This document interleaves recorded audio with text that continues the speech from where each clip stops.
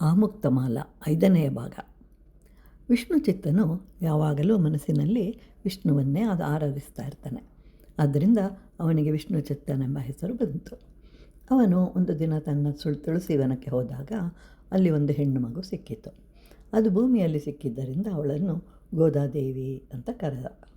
ಸಂಸ್ಕೃತದಲ್ಲಿ ಗೋ ಅಂದರೆ ಭೂಮಿ ಎಂಬ ಅರ್ಥವೂ ಇದೆ.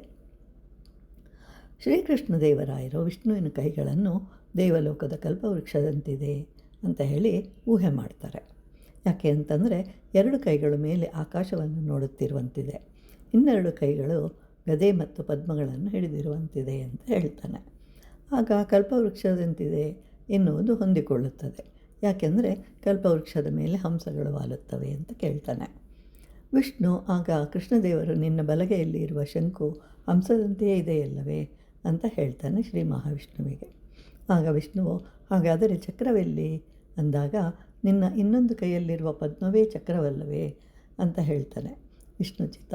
ಹೀಗೆ ಯಾರೂ ಸುಲಭವಾಗಿ ಊಹಿಸಲಾಗದ ಸುಂದರವಾದ ಕಾವ್ಯ ಆಮುಕ್ತಮಾಲವನ್ನು ರಚಿಸಿದರು ಶ್ರೀಕೃಷ್ಣದೇವರಾಯರು. ಅವರಿಗೆ ನಮನಗಳು.